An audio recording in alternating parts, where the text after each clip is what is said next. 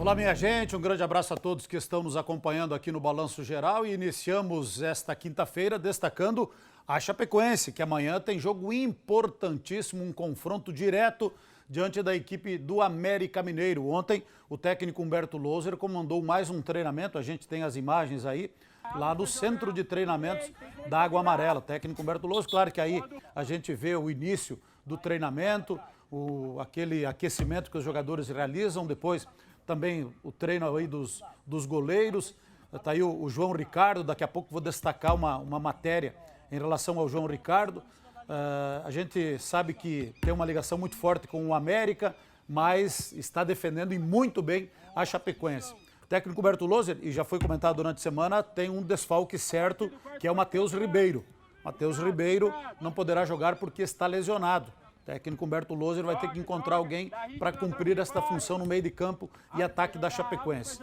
Estamos na expectativa pela volta do Alan Ruschel, na lateral esquerda, que não viajou lá para o Recife para tratar de assuntos particulares, está tratando da sua renovação de contrato, está treinando normalmente, deve estar em campo amanhã. Seria importantíssima a presença do Alan Ruschel, porque ele compõe muito bem o sistema defensivo da Chapecoense. E agora pela manhã, inclusive, informação do nosso colega Rodrigo Goulart, de que o Anselmo Ramon foi a julgamento por aquela expulsão lá no jogo contra o Cuiabá e pegou 2 jogos de suspensão. Já cumpriu um, teria mais um jogo a cumprir, seria um desfalque importante se não puder jogar o Anselmo Ramon. Mas o departamento jurídico da Chapecoense vai entrar com um pedido de efeito suspensivo, tentando reverter a punição para que o Anselmo Ramon possa atuar amanhã, e seria importante a presença do Anselmo Ramon. Quanto menos mexer no time, melhor. O time vendendo uma resposta positiva, e amanhã, e a tendência daqui para frente é cada vez os jogos ficarem mais difíceis. Os times estão se ajustando. Alguns times já jogaram 10 partidas, então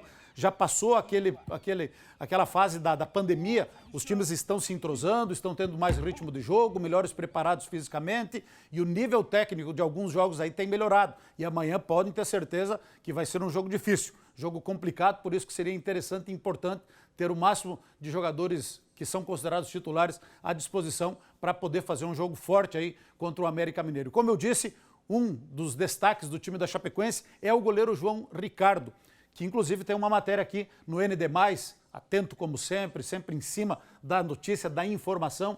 Em reencontro especial com o América Mineiro, João Ricardo fala em jogo-chave. O João Ricardo tem história no América Mineiro.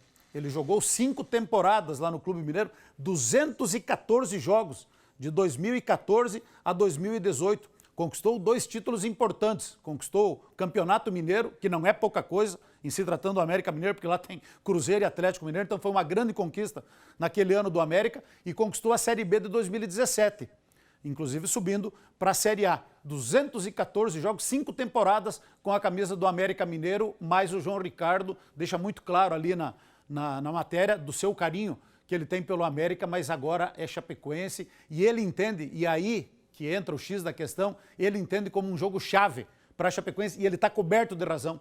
Esse tipo de jogo são jogos chaves, porque os dois estão com 17 pontos, tudo bem que a Chapecoense tem 10, o América Mineiro tem 10 jogos, a Chapecoense 8, mas são jogos importantíssimos para a Chapecoense se manter no G4. Aqui para frente, jogos importantes e decisivos. Amanhã a gente fala mais a respeito do confronto direto, jogo de 6 pontos entre Chapecoense e América Mineiro, que já está aqui em Chapecó, a gente já falou, desde quarta-feira de manhã. Então os homens estão por aí com o técnico Lisca, que de doido não tem nada, conhece muito de futebol, e amanhã tem este confronto interessante, 7h15 da noite lá na Arena Condá. Amanhã a gente fala mais a respeito disso, porque agora o momento é de destacar a vitória do Grêmio. Mais uma vitória do Grêmio em Clássico Grenal, ontem lá no Beira-Rio. Primeiro Grenal da história da Libertadores dentro do Beira-Rio, e o Grêmio saiu vencedor.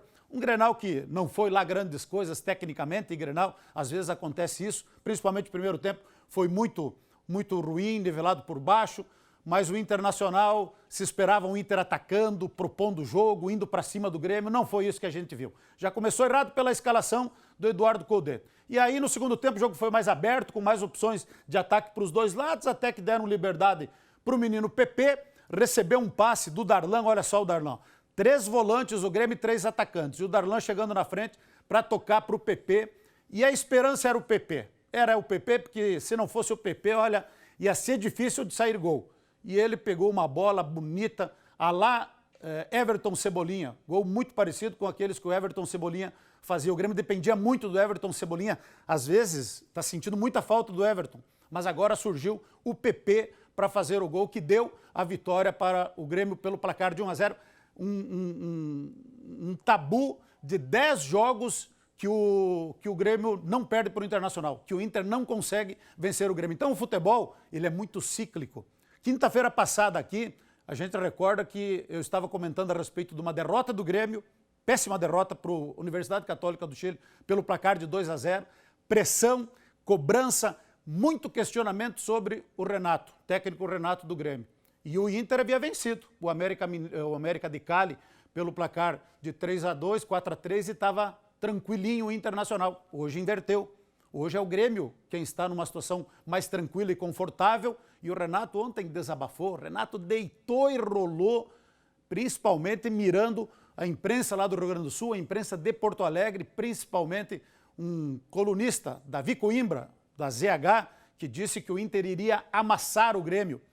E o Inter não amassou o Grêmio, muito por conta das opções equivocadas do Eduardo Cudê quando coloca no mesmo time o Musto e o Rodrigo Lindoso. Aí não quis jogar, não quis atacar, não quis ir para cima. E aí o Grêmio se aproveitou e acabou vencendo pelo placar de 1-0. E agora a pressão vai para onde? Vai para o Eduardo Cudê, que está sendo muito questionado e muito cobrado pelas opções equivocadas que adotou ontem e perdeu mais um clássico Grenal. E com detalhe, agora os dois estão com 7 pontos na tabela de classificação, são líderes da chave, o Inter ainda pelo saldo de gols, e o América de Cali e o Universidade Católica do Chile têm 4, estão todos no bolo.